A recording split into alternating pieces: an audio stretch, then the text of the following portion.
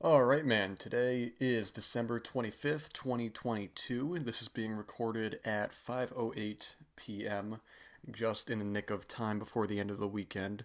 Merry Christmas to all and happy holidays to all.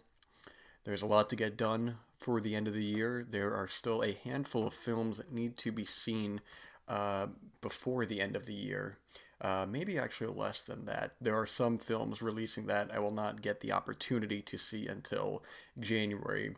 Corsage, Broker, Women Talking, Holy Spider, might be some others, but I think for the most part, I have the primary films I had intended to see done. I went to the cinema the past 2 days. I knocked out four films right there. I'm sorry, I knocked out five films right there. That's right. On Friday, I saw Guillermo del Toro's Pinocchio, followed by EO, followed by The Pale Blue Eye, and then yesterday I saw The Whale, followed by Babylon. So had to get those in just in the nick of time, but I think I will begin the work on the upcoming episodes this week of films you may have missed from 2022, as well as one I will not be able to start a little bit until the end of the month. Will be 10 discoveries and first time watches of 2022 because those need to get done pretty much right at the start of 2023, man. When it comes to the 2022 watches, or the 2022 films, I think for the most part I can get that going relatively soon. I don't believe there is anything releasing here this week that has garnered any interest. That's why I wanted to get those out and be working on that. So a lot to get done this week, but the opportunity is there for sure. We're not going to waste that time. I've got to work on those as well as the January 2023 Blu-rays list that will be recorded and completed and up on Sunday, 1 week from today. So there are those that are releasing, and I was already looking at some of the Blu-rays that are releasing in January, and there are quite a few that were delayed that were talked about previously. So probably not going to go over those, or we'll probably mention them as well. Hope you all had a very good day. Hope you all gave gifts, received gifts, enjoyed the environment that the Christmas spirit provides. It's mighty cold out, man. So definitely make sure you're layering up, staying inside, being safe, getting a nice hot beverage, watching some films, reading some books, working on your writing. And with this time off that we are given, that whether you have to go back to work or school sooner than later, at least with your time off, you will be making the most of it and being wise about it and doing what it is you want to do in the time allotted to us. And this upcoming week is a beautiful, beautiful opportunity to do just that and to get what we need to get done in terms of our artistic endeavors. I have plenty to watch this week, plenty to write. I was gifted some new literature today, so I will have to complete my current book and work on those, but one day at a time, one page at a time. That is all that counts, man. So, let's see here, man. I wonder, a film that I might not discuss right now, that I might discuss on the 10 films you may have missed video that will be releasing soon. So I'm probably not going to talk about this. But I will say that I saw another film, like I mentioned before, one of the films that I had seen on Friday that I quite enjoyed was Guillermo del Toro's Pinocchio, which was a film that I admittedly didn't have much interest in. Guillermo del Toro is a artist whose work I am not his art does not resonate with me, and his films don't work for me. But you see him in interviews, and you hear him talk about art and film, and his heart is completely in the right place. And somebody like him, I find far more interesting whose work does not interest me, rather than playing it safe, and someone who is just doing this as a job. And undoubtedly, he's doing this just as a job as well, but you also see in his work his passion coming through, and it in a film like Pinocchio, it can't all be credited towards him, of course, and no production, especially not on a scale like this, can be credited to one person. But the true artistry that goes into a film like this is something truly spectacular, regardless of the script itself. While I do have problems with the script, I think the film is still very good on its own, and should be seen if interested. It is on Netflix now, so you can watch that, as well as Glass Onion, which was just released on Netflix. I had seen theatrically about a month ago, and was a very good mystery. Great cameo by a certain filmmaker, artist who has since passed away. That was very nice to see in the film, right at the beginning, as well. So that should be watched if given the opportunity. As well as there's plenty of stuff on there, man. There's HBO and Netflix are adding a bunch of stuff. HBO just got the Banshees of Inisherin. Netflix just got there was something I was gonna mention, but I mentioned before with Senior, which if not watched yet, make sure you do that. You're gonna want to do that sooner than later, because you do not want to fall behind on some of these films releasing. And I think once that you have everything organized, and you can go in the order that needs to be gone in, so it's not building up and then you wonder why you're falling behind. With that said, it's the perfect time of the year, if given the opportunity, to watch many films related to the holidays. There are, I gave myself the opportunity to, I apologize, I did not phrase it the best way. I had the opportunity to rewatch Whit Stillman's 1990 film, Metropolitan. One of my favorite films. Whit Stillman is a filmmaker who I find incredibly interesting. I have enjoyed all of his work that I've seen. I believe there's only one film of his I haven't seen, unless I am missing one. I'm going to look that up now. He has made his Whit Stillman trilogy, which consists of Metropolitan, Barcelona, and The Last Days of Disco.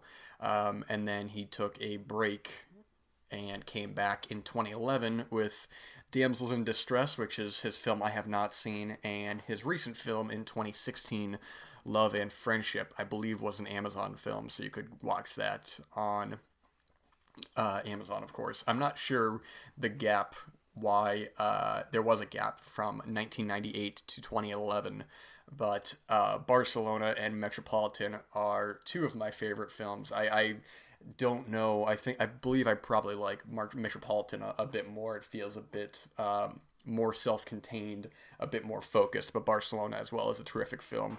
The Last Days of Disco is a film I really enjoy as well. It's the weakest of the three, undoubtedly, and I think does. I've seen that film twice now, and I do think that. By the halfway point, it does start to run out of steam, but he reuses a lot of the same actors in his films. You're going to see people like Chris Eigman, who is quickly, just every time I see him in something, I find him to be such an interesting actor. But in Metropolitan, there's a lot of first-time actors, a lot of actors who did not do a whole lot of work after, whether intentionally or unintentionally, is completely individualistic. But Metropolitan, which I forgot how much of a Christmas centered film this was, and when I say Christmas centered, I don't mean in the forefront. I mean centered in a way where Christmas repeatedly makes its appearances, whether it be trees or snow, or you have a bunch of kind of bourgeoisie, which is the appropriate word to use here, kind of 20-somethings living in New York, discussing relationships, discussing literature. The way that Whit Stillman writes dialogue, I find so interesting, is that a lot of the characters are very witty, and they're very intelligent, but in a way that is not off-putting, in a way where the characters are still likable, and you could realistically see yourself, if you were in the situation, being around these people and enjoying their company. Chris Eigman is in the film, and he is an actor who he has a certain charisma to him, where in a lot of his work, I feel like he does play slight variations, at least when it comes to the three Whit Stillman films. He plays what feels like variations of a similar kind of character, but in a way that works and in a way that he's not just playing the same exact character. I feel like he has his characters, the way he plays his characters in all three films is a way that I can't explain. I mean, in The Last Days of Disco, he's a character who, even when he is faced to actually in Barcelona as well, when he has there's some serious problems going on, he's laid back and to a certain extent where he's very headstrong, he's very focused. He's a wise kind of guy, but in a likable way. I think that's what Whit Stillman does so well with a lot of his characters that he writes. And I'm primarily judging just these three films. I have not, like I said, I've not seen Love and Friend. I mean, I've not seen Damsels in Distress, but I have seen Love and Friendship, and that's a very different kind of film and should not be compared to earlier work just for the sole reason of it being the same filmmaker. I think there are some grounds on which there could be comparisons, but I don't think that's fair, and I think that is a detriment to any kind of intellectual film criticism. But the way he directs all the actors here with with a very strong script. The script in this, its characters having what would be in a lesser writer's hands very banal and uninteresting conversations. I think I look at a filmmaker like around this time, Noah Baumbach, who is making very interesting work, like one of my favorite films, Kicking and Screaming, and another one of his films I think is great is Mr. Jealousy. Also has Chris Eichman in it, who feels like he is playing a similar sort of character, but it's very strange why I'm not sure why he was never a bigger actor, because he is so charismatic in the work that I have seen him in.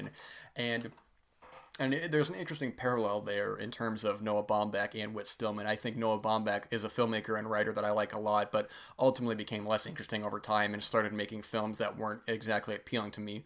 Even films of his that I enjoy, that I like, like Greenberg, Marriage Story.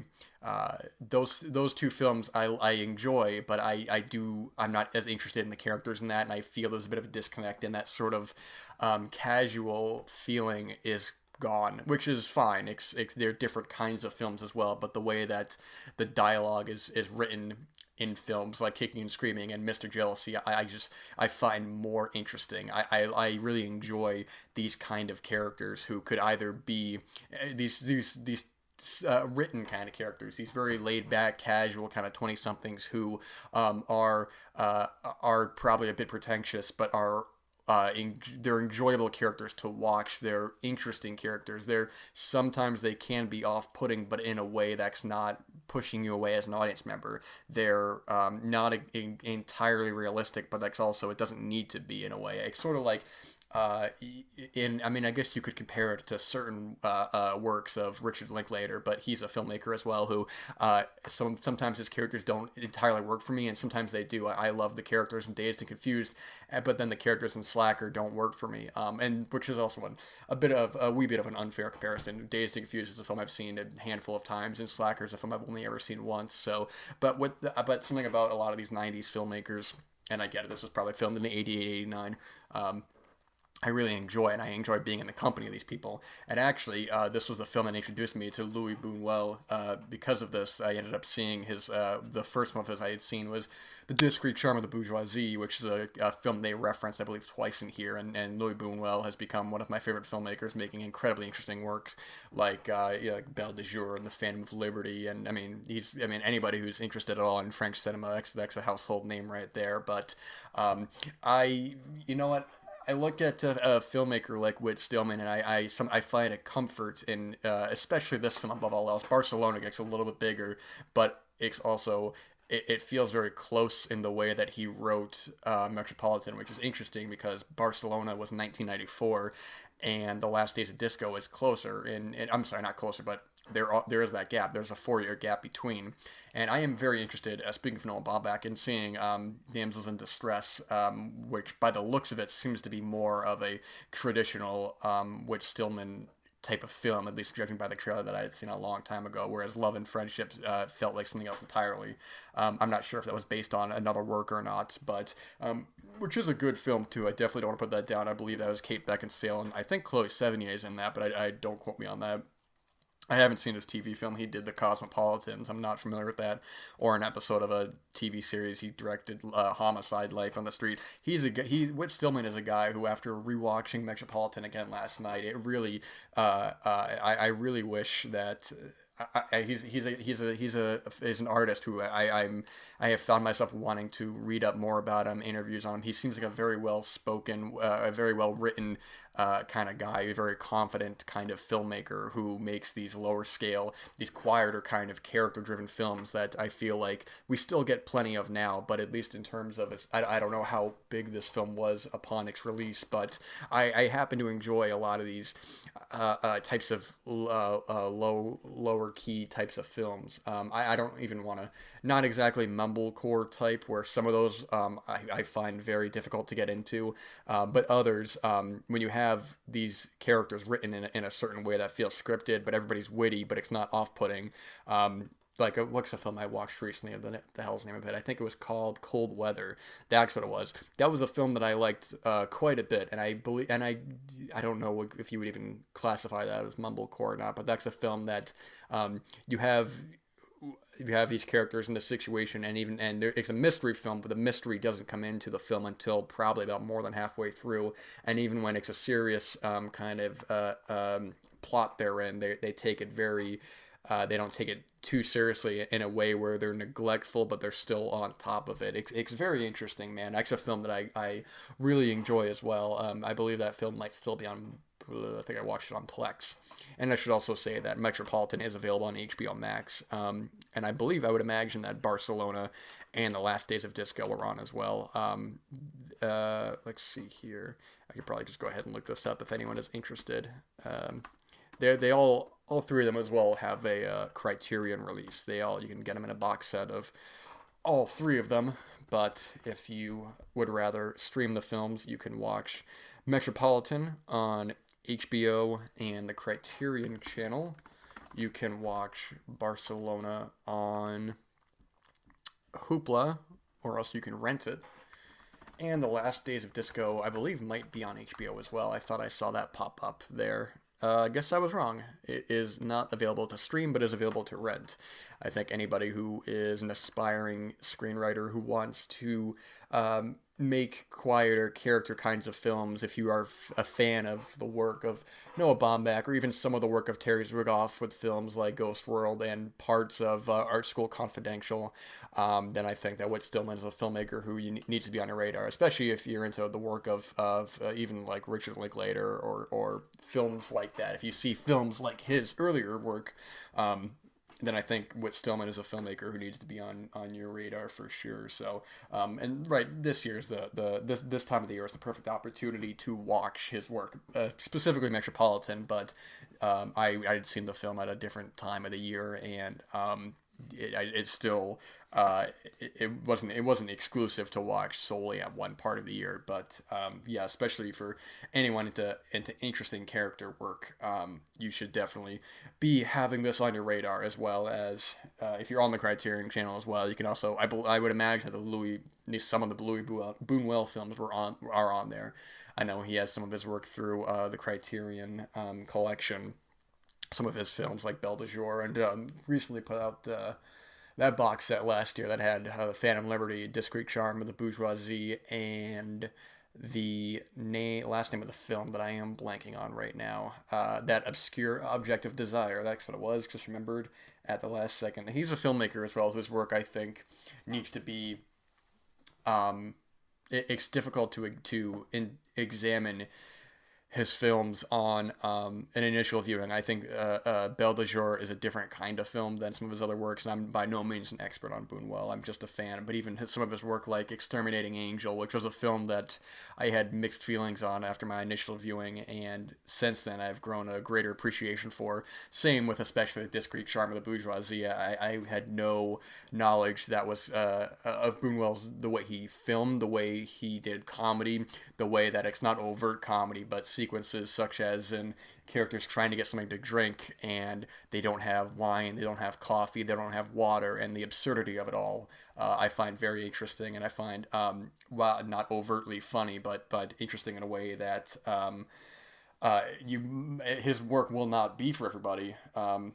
He has so much work under his belt that some of his stuff you can like Bellinger and not like some of his other work, but he is somebody who should definitely be in your field of watching if you are interested in that period of cinema and that type. But it is, especially comedy, is a bit more difficult to recommend or so. But there is plenty to be taken care of this week. I need to watch a film tonight that I have been putting off for quite some time that I have not had an opportunity to watch, as well as going through the rest of, if you had listened previously, going through some of the rest of the kinds the I have some the categories of films I need to watch. I don't think I've totally mentioned me going through John Sayles' filmography at the moment. His directed features. He has written work like Alligator, Breaking In, and even recent work like recent-ish, like the Spiderwick Chronicles that I've seen. Alligator and Breaking In. I've not seen the Spiderwick Chronicles, but Alligator and Breaking In are both very good films. Alligator, I think, is very well known amongst horror fans. It's probably one of the better Jaws ripoff kinds of films, and that's probably a whole conversation in and of itself, especially what qualifies as a Jaws ripoff, what doesn't, because Alligator was 1980, and what year was Jaws, like 74, I believe, 70. I could look it up here. 75. So that's a 5-year gap right there, man. You got plenty of other films. You got Orca, which was probably, I mean, do I like it more or less than Alligator? I don't know. I can't really compare them. I think Orca is much more mean spirited, but in a way that it makes you it's a revenge film, certainly, about a whale getting revenge on the lead in that film, whose name I'm blanking on. I believe Charlotte Rampling's in that film too. That's wild, man. Charlotte Rampling's one of these actors I think we see her in a lot of work now and forget a lot of the other kinds of films she used to make, like Orca and like The Night Porter. Actually, The Night Porter as well is a film that I've grown a stronger appreciation for on watching. I'm still not quite in the big fan category, but it is an interesting film, and I find it very intriguing, albeit a bit a little shallow in its point, I should say, but that should not deter one from watching.